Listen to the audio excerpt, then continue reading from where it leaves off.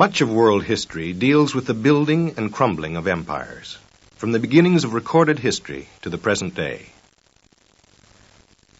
The term imperialism, however, the policy and practice of forming and maintaining an empire, according to one dictionary, usually refers to the great overseas empires of Europe during the past 500 years.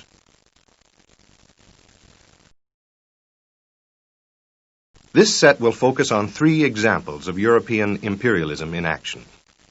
By using this case history approach, we hope to suggest certain general ideas about the theory and practice of imperialism, which you can apply to other cases.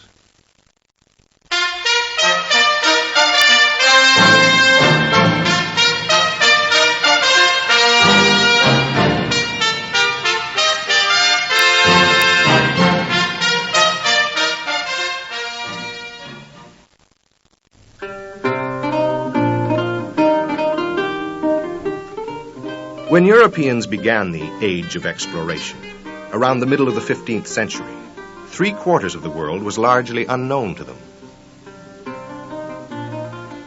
As the Europeans filled in the blanks on their maps, they often discovered complex civilizations with well-developed political, social, cultural, and religious institutions.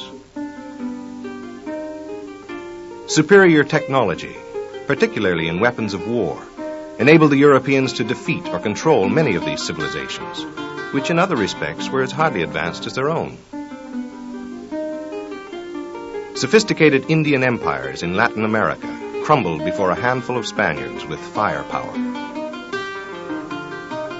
Zulu warriors were massacred by Europeans in southern Africa because the Europeans had guns, cannon, and powder, while the Zulus had only spears. For the people who were its victims, European imperialism usually meant the loss of their land and its resources. Often it meant the destruction of their culture. Frequently, it led to their enslavement or even extermination. Countries that suffered European domination have usually been retarded in their political, economic, and social development, even after gaining independence. For European governments and merchants, the major benefits of imperialism were wealth and prestige. By exploiting the labor and resources of the territories they controlled, Europeans often made huge profits. The more territory a country controlled, the higher its standing in relation to its neighbors. But imperialism also had its disadvantages. Large numbers of European soldiers died in colonial wars. Huge sums of money were sometimes spent developing colonies for little return. There were many reasons or motives for European imperialism, but economic motives were usually the most important.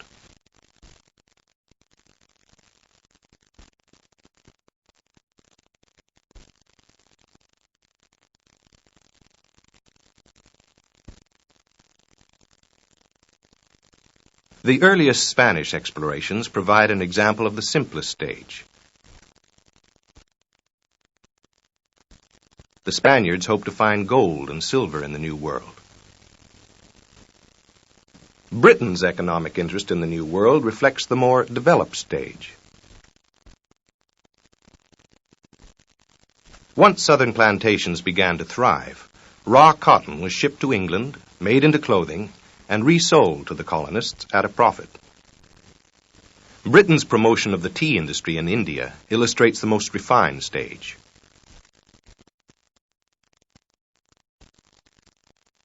The growth of tea on a mass scale provided widespread employment for Indians, a cheap and popular drink for Englishmen, and a product that the British could sell in Europe for a profit. Strategic motives often became as important as economic ones.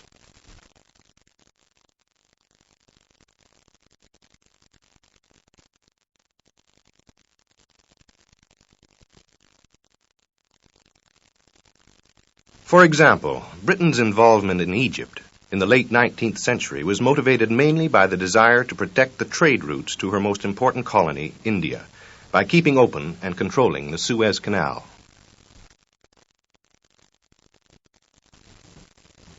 During the 16th, 17th, and 18th centuries, the colonizing motive was also very important, though it has become less important in recent times.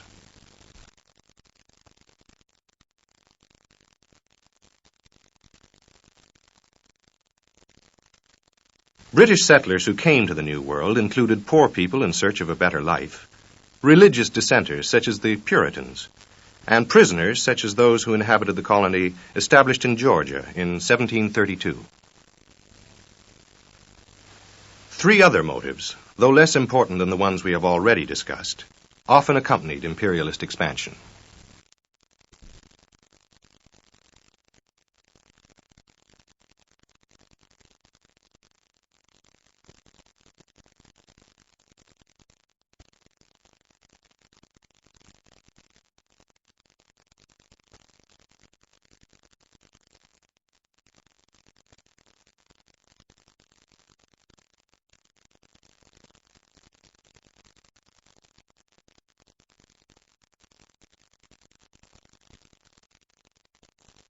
Most of Europe's imperialist expansion has been based on economic, strategic, or colonizing motives, with other motives playing a lesser part. Now let us see these motives in action. Late in the 15th century, Europeans on the edge of the known world began sailing their caravels toward the unknown. The uncharted waters that lay before them seemed vast and frightening, but the urge to explore was irresistible. After Christopher Columbus's historic voyage of discovery in 1492, the rulers of Spain, who had sponsored his expedition, arranged to control all trade with the new lands that Columbus had discovered. A series of daring Spanish adventurers now set out to conquer the New World, in the name of God and King, lured on by the promise of gold and glory.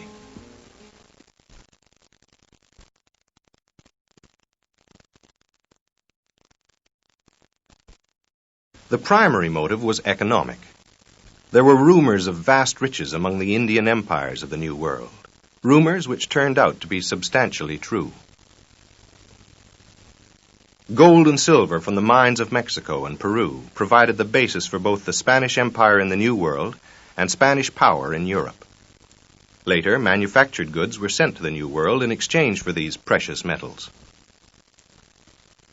The New World also provided an outlet for Spaniards seeking new land and a new way of life. Spanish colonists came to the New World in great numbers.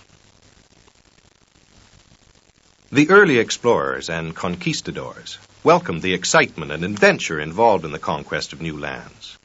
For Spain, the acquisition of so much territory added greatly to her prestige in Europe. Spain was a devout Roman Catholic nation, and Spanish churchmen were anxious to convert the Indians, whom they regarded as heathens, to the true religion.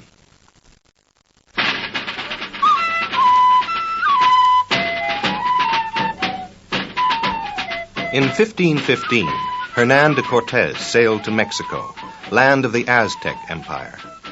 Leading a small army inland, Cortés laid siege to the Aztec capital, tortured its inhabitants, and captured the Aztec chieftain Montezuma. Here is an Aztec version of the same event. Cortés called the land New Spain and appointed himself governor. To administer the territory, he devised a system called encomienda. Native villages were commended or handed over to Spanish colonists, who could exploit them as they saw fit. Meanwhile, Cortés's men had heard rumors of a magnificent empire far to the south, where men ate and drank from golden dishes and even played with gold. This fabled land was the realm of the Incas, an ancient and civilized people. With fantastic cities thousands of feet high in the Andes Mountains, the Incas ruled over a vast South American empire. After months of searching, the conquistador Francisco Pizarro, sailing along the shores of present-day Peru, sighted the Indian village of Tumbez.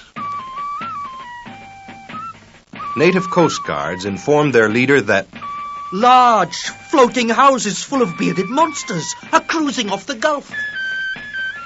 10,000 warriors with gold ensigns held off the Spaniards, but not for long. In 1532, Pizarro came a second time, with reinforcements and heavily armed with firepower. The Incas, weakened by a civil war, could not resist. Many fled in terror from the Spaniards' strange and terrible weapons.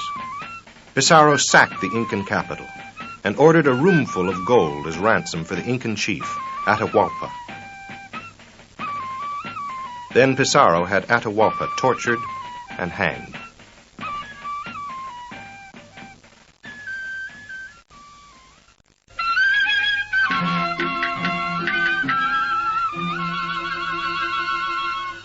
Once they had gained power, the Spanish imposed a reign of terror.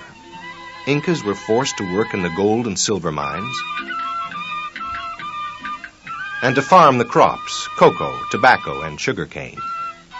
Pizarro, following the example of Cortés in Mexico, granted encomiendas freely to the first wave of Spanish colonists, giving these colonists virtual control over the Incas' lives. One of Pizarro's soldiers later wrote this confession. For I have taken a leading part in the discovery and occupation of the countries we have seized from the Incas.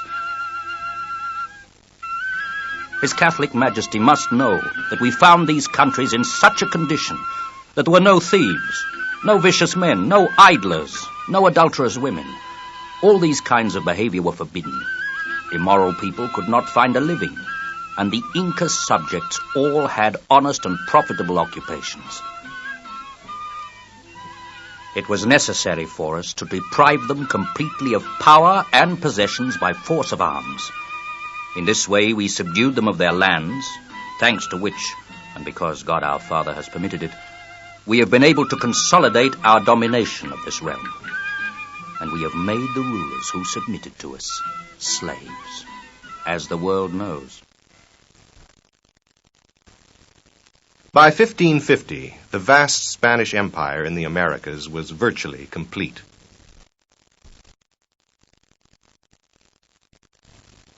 In less than 40 years, the Aztec and Inca civilizations had been destroyed. The basic institutions of Spanish civil and church administration had been imposed on the Indian population. The land had been parceled out to Spanish colonists, and most of the major cities in Spanish America had been founded. The plight of the Indians under this Spanish onslaught would have been even worse had it not been for the Catholic Church. Priests strove to educate the Indians and to improve their living conditions, efforts which often placed churchmen in conflict with colonial administrators.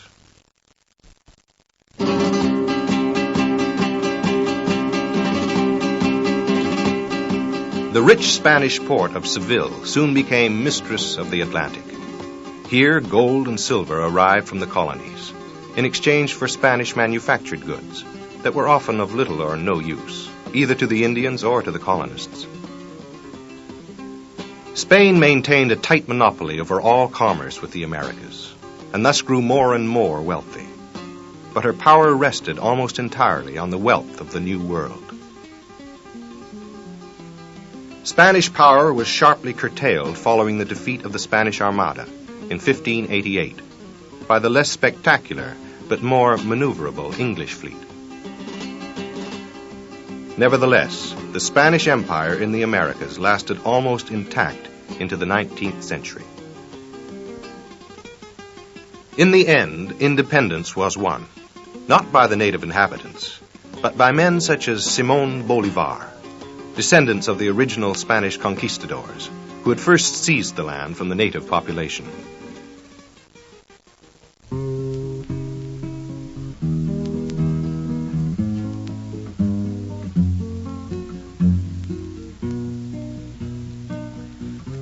Spanish imperialism in Latin America was particularly brutal, perhaps reflecting the fact that it took place long before modern concepts of social justice and representative government had gained a foothold in Europe.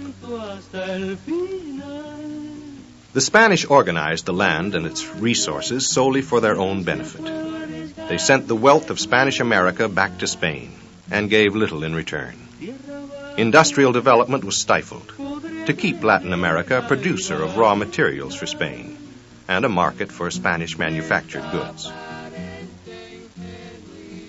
Concern for the native population, except as a labor force, was almost non-existent. This pattern has persisted in Latin America, despite the successful independence struggles of the early 19th century. Land and wealth has remained concentrated in the hands of a small ruling class, usually the descendants of the conquistadors. Foreign investors, particularly from the United States, have dealt with this ruling class to their mutual profit.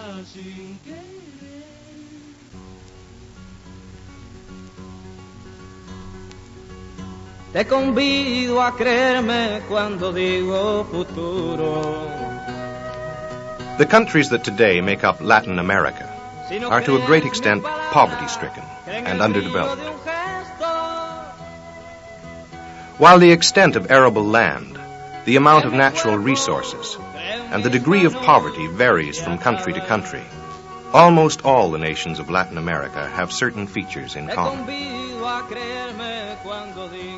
In almost all of them, the land, the economy, and the political power is in the hands of a tiny minority. This minority is often descended from the Spaniards who originally seized the land. Sometimes this minority group has shared its power with foreign interests.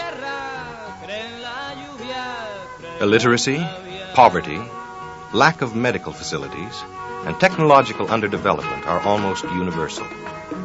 Economic progress and social change are slow or non-existent.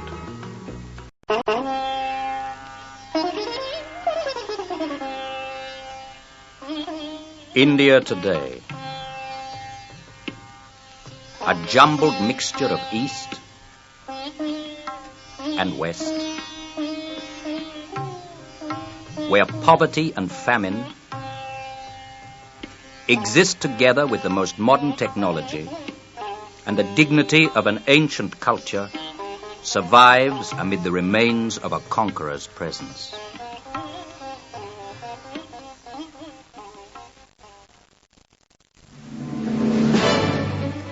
During the 18th and 19th centuries, India was the hub of the British Empire, the brightest jewel in Britain's imperial crown. But traditional Indian culture was shattered under the impact of British rule, and Indian society underwent drastic changes. Today, India is still trying to put together the pieces.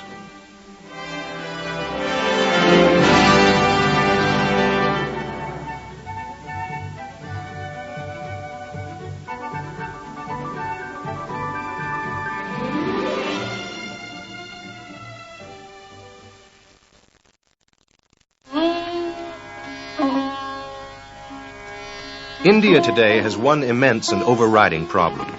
There are too many people for the country's resources to support. India's population crisis cannot be blamed on European imperialism. But there are many ways in which the effects of imperialism have made it more difficult for India to cope with her present problems.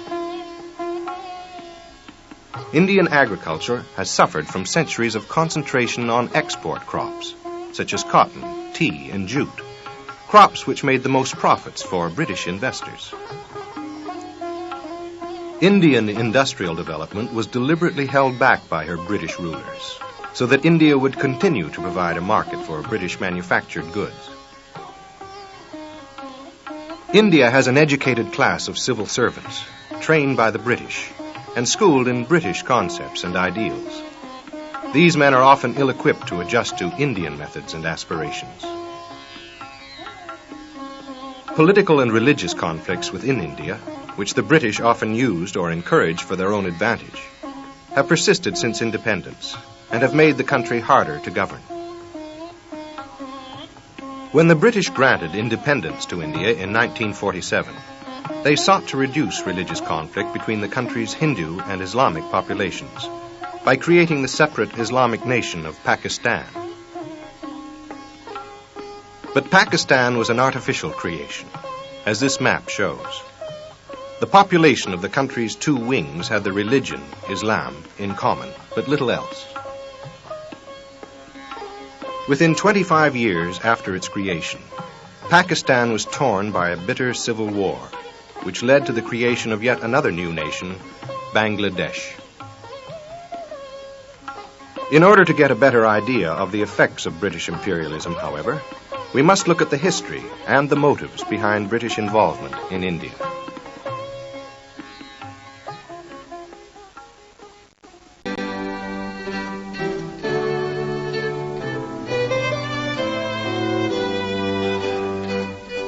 In 1511, a petition was presented to King Henry VIII. The Indies are discovered, and a vast treasure brought forth from thence every day. Let us bend our endeavours thitherwards, for there will be enough for all to enjoy. The wealth of India was indeed staggering. The Italian explorer, Marco Polo, one of the first Europeans to explore the East, reported that the Indian king wore gold and gems and pearls worth more than a city's ransom. Even greater wealth lay in the country's resources. There were tea, coffee, indigo, and spices, rice, wheat, and millet, opium, silk and ivory, jute and cotton. There were coal, iron, gold, and precious stones. And there was money to be made from land and taxes. Britain's interest in India then was primarily economic. A tiny island nation, Britain became a major world power because of the wealth she accumulated through her far-flung trading empire. India was soon to become that empire's most important possession.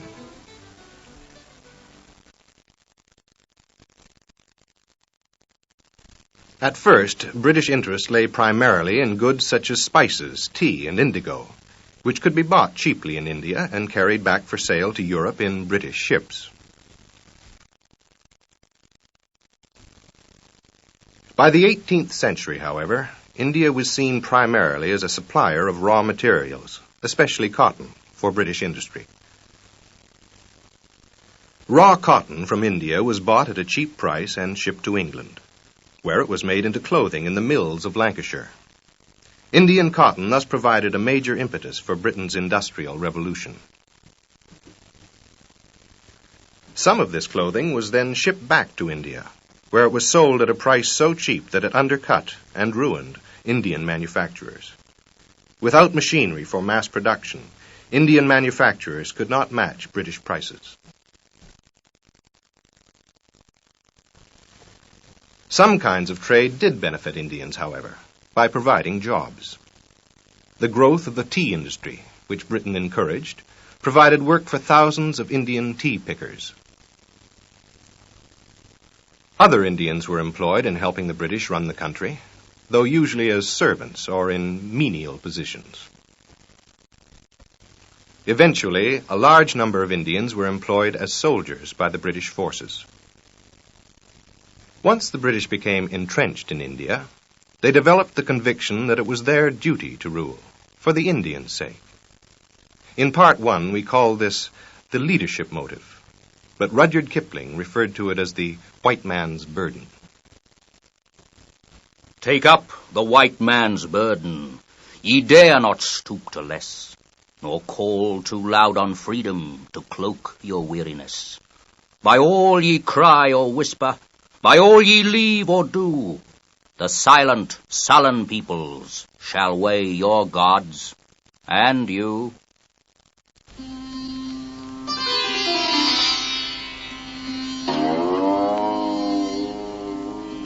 Indian civilization, as the early explorers discovered it, represented the fusion of many cultures and religions over thousands of years.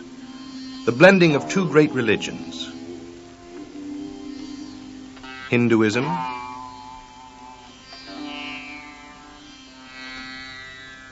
and Islam,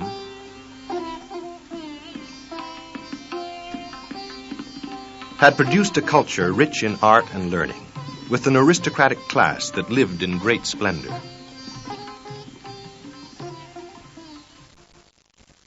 By the 16th century, under a line of Islamic or Mughal emperors, India had become one of the wealthiest countries on earth. Around the same time, Britain's growing sea power enabled her to win control of the eastern trade routes from the Dutch and the Portuguese. In 1600, Queen Elizabeth I granted a charter to a group of foresighted London merchants who founded the British East India Company. These merchants set about establishing trade relations with the Mughal emperor and with various powerful princes. All was not well, however, within the Mughal Empire. The stronger princes took advantage of a succession of weak Mughal emperors to contend with each other for riches or power. British and French traders also took advantage of the situation to acquire territory as well as goods for trade. By the end of the 17th century, European settlements were firmly established in India. European trading posts became military headquarters to defend newly acquired territory. Alliances were formed between Indian princes and European military commanders, and many Indian states came more and more under European control. A clash between Britain and France to determine which would dominate India seemed imminent. After a number of incidents and campaigns, the French were defeated on sea and on land. By 1751, French influence in India was over. The next major turning point for British ambitions came in 1757. A headstrong Indian prince attacked the British fortress at Calcutta. More than 100 English prisoners were suffocated in a tiny dungeon, the Black Hole of Calcutta. A small company of British soldiers, led by Robert Clive, then defeated a large Indian army at the Battle of Plassey. 500 Indians were killed, while the British lost 23 men. Clive had shown how easily India could be conquered, as he said, with a whiff of grape shot. As a result of Clive's victory, the British East India Company took over the rich area of Bengal, here being granted to Clive in a formal ceremony. Calcutta, the capital of Bengal, became the center of a powerful trading empire, which, almost despite itself, was becoming an instrument of government as well. There was no force left in India powerful enough to restrain British ambitions. In 1803, British troops entered Delhi and defeated the last of the Mughal emperors. The great subcontinent of India now belonged to the British East India Company, to a commercial trading company, whose concerns, above all, were to earn maximum profits.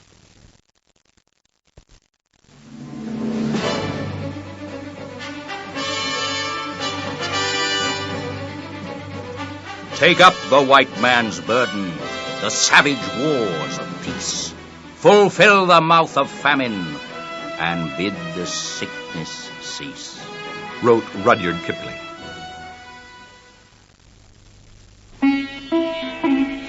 In this city of Calcutta, there are thousands who've not even a dirty hut to live in. Wandering from street to street, they lie down at last wherever they find a little space. And it is on the streets that they fall down in illness and give up the ghost, wrote an Indian to his British overlords. The pomp and pageantry which so highly gratify your mind are of no importance in the eyes of the people. We have not an inch of land to call our own, though that is the land of our birth. We cannot even get a piece of sordid rag to cover the body with, or a sufficiency of food to fill this unlucky belly. The British East India Company, concerned primarily with profits, saw the maintenance of order as its main task in governing India. Employees of the company considered themselves a superior race. They lived apart from their Indian subjects, in great luxury, in a closed society that was as much like home as they could make it. Contact with the native population was mainly on a master-servant level. Indian hatred for this new foreign aristocracy was expressed in various ways. The Sultan of Mysore had this piece carved: a tiger devouring a British official. When the key was turned, loud moans were. The Sepoy Mutiny of 1856 was a furious outburst of resentment against the high-handed methods of the British. The mutiny was crushed within a few months, but British complacency was jolted. 40,000 Indians were executed in bitter revenge. After revenge came a measure of understanding. The Sepoy Mutiny caused the British to take a closer look at the needs of the people they were exploiting. In 1858, the British Parliament took over the government of India from the East India Company and established a specially trained corps of civil servants to run the country. A unified legal code was produced, integrating Hindu, Islamic, and Western concepts of law. A widespread system of education was developed, based on a foreign language, English. Significant technological advances were made, including a large-scale program of railroad building. All these changes and improvements, however, left the Indians with a curious, awkward mixture of two cultures. The language, law, education, architecture, technology, and governmental system of England were imposed in a piecemeal fashion on India, in order that the country could be organized and run along lines the British understood.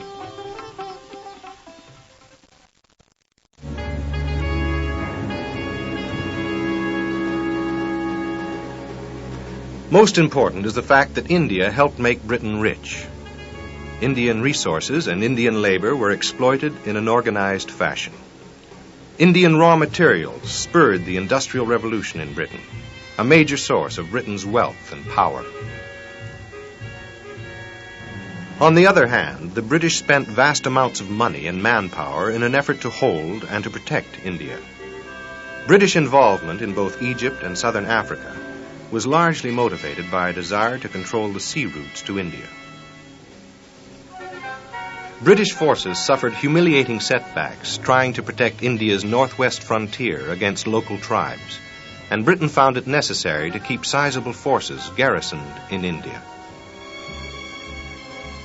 Huge sums were spent trying to recreate an English way of life in a climate decidedly unsuited to such a venture. More than any other British possession, India created a peculiar colonial mentality among Englishmen who served there, and even among those who never left England's shores. Englishmen came to think themselves the natural rulers of the people of Asia and Africa, and fondly imagined that their enlightened rule operated for the benefit of these native peoples.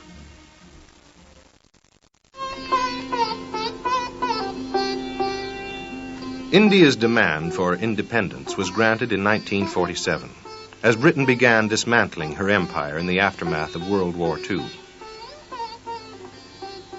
In the wake of more than 2 centuries of British rule, many Indians now felt that their own political and cultural traditions were inadequate, yet they could not wholly embrace the ways of the West.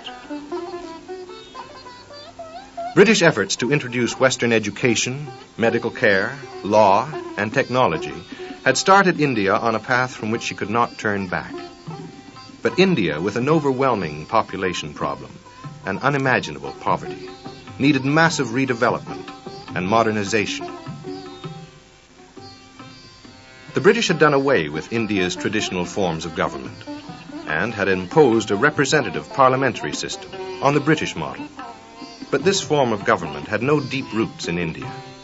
It has survived largely because of the personal prestige of India's leaders. Britain had often taken advantage of the conflict between India's Hindu and Islamic populations to prolong or strengthen her own rule and to discourage united opposition.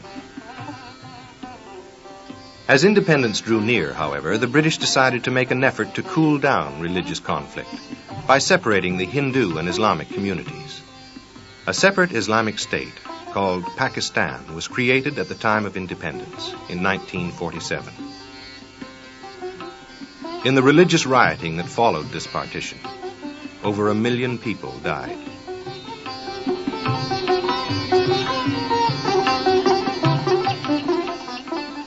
In 1870, only 1/10 of the African continent was under European control.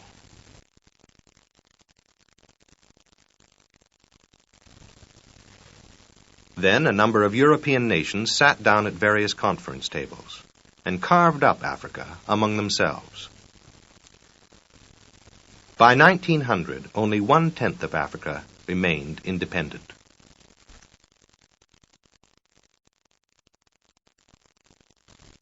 How did these European nations, who were not even interested in acquiring territory in Africa in the first place, manage to divide the entire continent among them in only 30 years? What caused the scramble for Africa?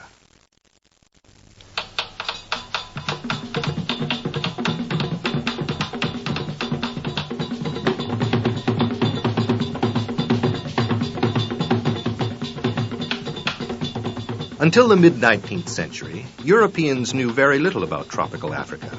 That is, Africa from the bottom of the Sahara Desert to southern Africa. Previous contacts had been limited mainly to slave trading. Europeans built forts and trading stations along the African coast, from which to ship slaves to the New World. But the European slave traders did not venture into the African interior. An increase in missionary activity accompanied the slackening of the slave trade. A few Europeans began to acquire some knowledge of the mysterious interior of Africa. This knowledge was extended by an increasing number of explorers who made expeditions into previously uncharted wilderness. Most of the early explorers, however, made their journeys on behalf of commercial trading companies, or at the request of powerful individuals, not with the backing of European governments. The rulers of Europe were reluctant to become entrenched in Africa, in the same way they had become entrenched in the New World and in the East. They had no desire to annex territory or to acquire new colonies. They did not see Africa as a potential source of great wealth.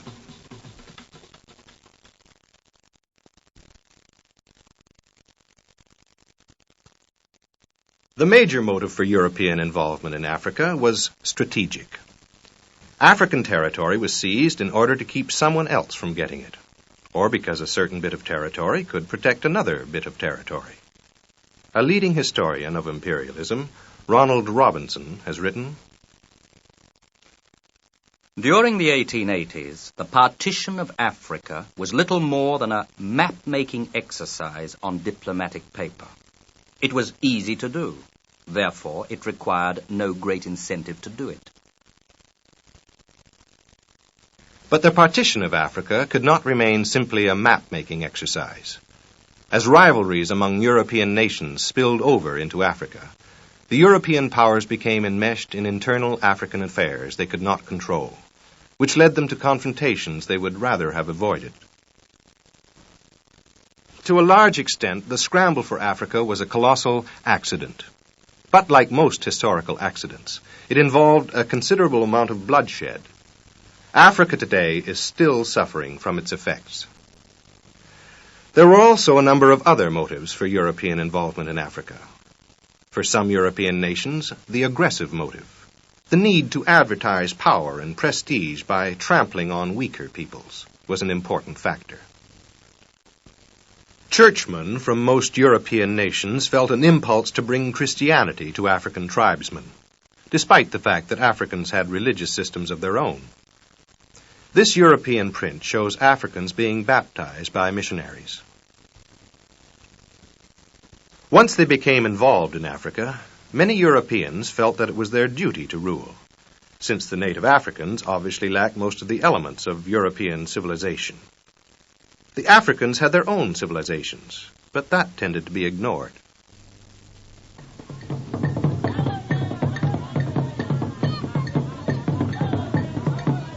So far, we have talked about Europeans dividing up Africa like properties in a monopoly game. But what did the Africans have to say about this? Why didn't they resist? Africans were organized only very loosely into what we would call nations. Most social and political groupings were based on a tribal system, with loyalty owed to tribal chiefs or kings, who often fought each other. There was no centralized military force, no unifying political organization, and no sense of nationalism to inspire resistance. Perhaps most important was the Africans' lack of technology, which meant that they could pit only spears and arrows against the firepower of the white men. Europeans drew the maps in Africa and created countries for their own advantage. Later, we shall see the disadvantages this posed for the Africans.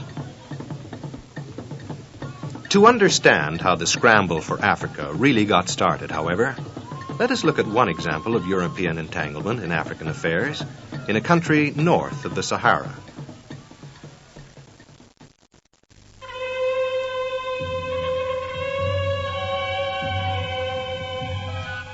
British interest in Egypt was strategic, stemming from Egypt's position between the Mediterranean and the Red Seas, on the shortest route to British possessions in India.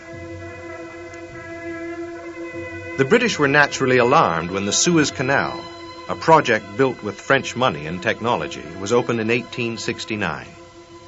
If the French controlled the canal and became the dominant power in Egypt, then British investments in India might be in danger. In 1875, British Prime Minister Benjamin Disraeli managed a financial maneuver which gave Britain and France joint control of the canal. In 1882, the Egyptians rebelled against their government. The British moved in to quell the revolt and found themselves in virtual possession of Egypt. Having moved into Egypt to keep it stable for India's sake, the British underwent that peculiar change of perspective that accompanies possession. They now found it necessary to protect other areas for Egypt's sake. The key to British thinking was the River Nile. An old-time colonial administrator explained, "We knew that the Nile was Egypt's lifeline, that her agriculture, industry, and transportation depended on it. And we looked at the map, and even though we didn't quite know where the Nile went in those days, we knew it flowed far south of Egypt.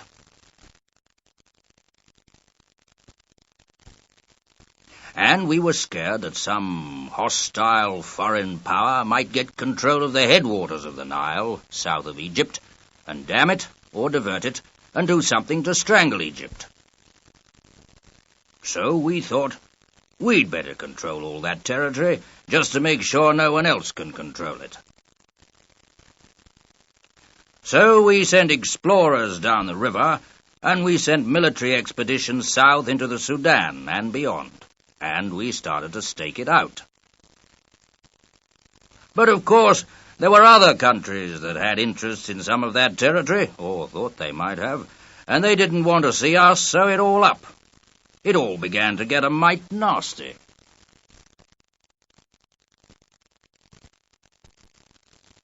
Britain and her rivals decided to settle it all on paper. At the Berlin Conference of 1884, most of northern and tropical Africa was partitioned among the various European powers. This map shows the results.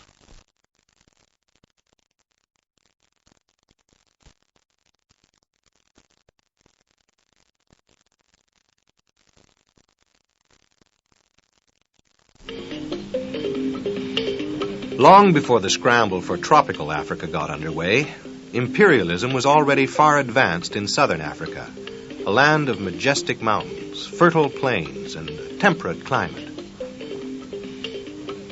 While the European powers had never intended to colonize lands in tropical Africa, the major motive for imperialism in southern Africa was colonization. Early in the 17th century, the Dutch East India Company established a port for its trading ships on the Cape of Good Hope. By the early 18th century, settlers were being encouraged to come from Holland and take up grants of land. By 1800, there were nearly 15,000 settlers in the Cape Colony, mostly Dutch farmers known as Boers. Their peaceful, isolated farms spread over the entire Cape. trouble began in southern Africa when the British acquired the Cape Colony during the Napoleonic Wars of the early 19th century. The British brought in their own settlers and decreed that language, currency, education, and religion in the Cape Colony now had to be British.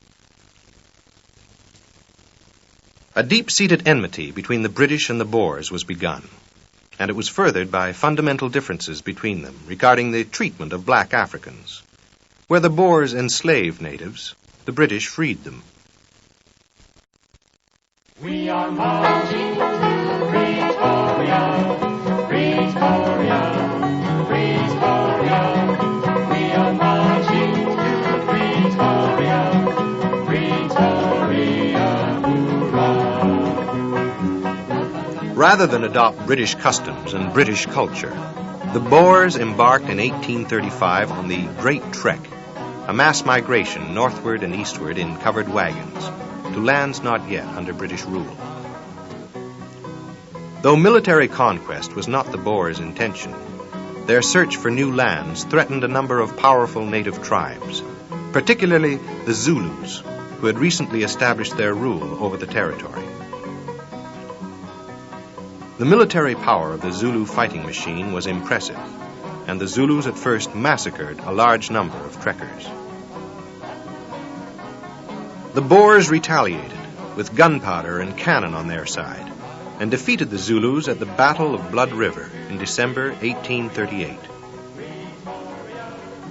The Boers then pushed on and eventually established the Transvaal and the Orange Free State as independent Boer republics.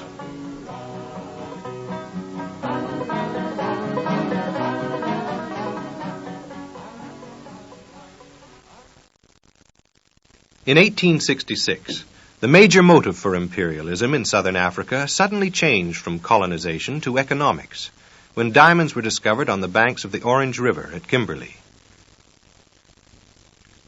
Many men made their fortunes, but none more spectacularly than Cecil Rhodes, an Englishman who purchased the controlling shares in the Kimberley diamond mine. Rhodes' power and influence in southern Africa eventually led to his election as Prime Minister of the Cape Colony. In 1886, gold was discovered near Johannesburg, sparking off another economic boom. But it was galling to Cecil Rhodes and other Cape Colony leaders that such spectacular wealth should be in the Transvaal, an area held by the Boers.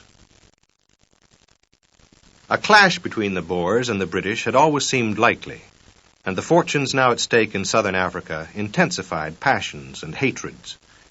In 1899, after years of bickering and skirmishing, war broke out in earnest.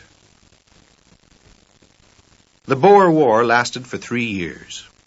The British won the war, since it was the Boers who finally sued for peace. So inconclusive was the British victory, however, that the Boers were granted much that they had fought for by the terms of the peace.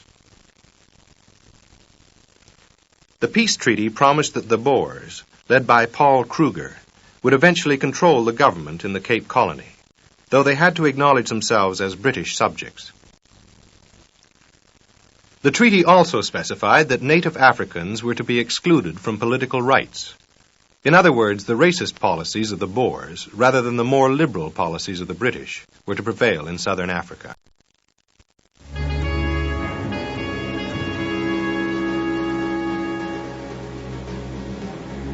The scramble for Africa, late in the 19th century, was the last great surge of European imperialism.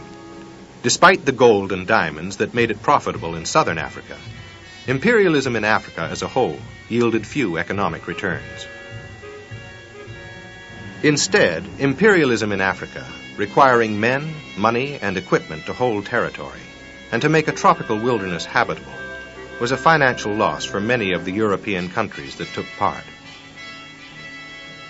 What gains there were came in terms of international prestige, in the years of intense European power rivalries before World War I. Acquiring colonies in Africa and elsewhere went hand in hand with the general military spirit in Europe at the time.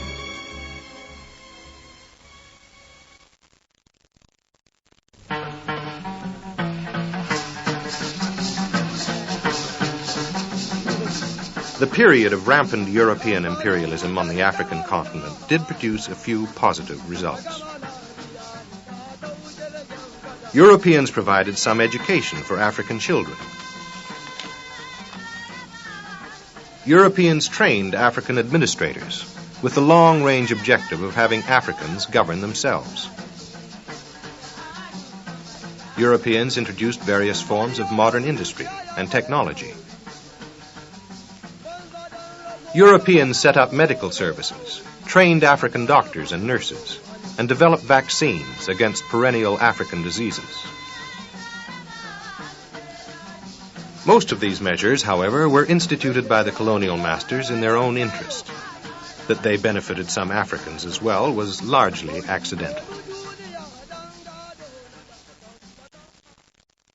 The deadliest legacy of imperialism has been the arbitrary national boundaries imposed by Europeans in the process of partitioning Africa for their own interests. For example, the British, solely for administrative convenience, drew borders forming Nigeria, borders which brought together three large and distinct tribal groups. The Hausas, who maintained an Islamic kingdom in the north, the Yorubas, inhabitants of warring city-states in the southwest, and the Igbos, with their democratic village cooperatives in the eastern part of the Niger Delta.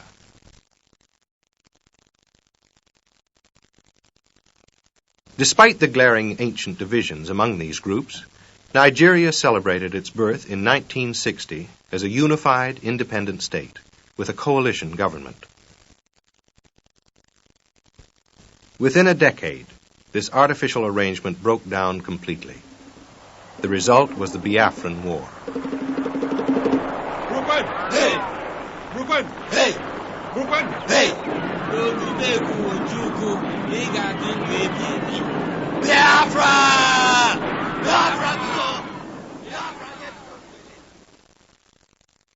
European imperialism has left a lasting mark on the world as we know it today. The division between the richer, more developed nations and the underdeveloped nations, collectively known as the Third World, is basically a division between former imperialist countries and former colonies.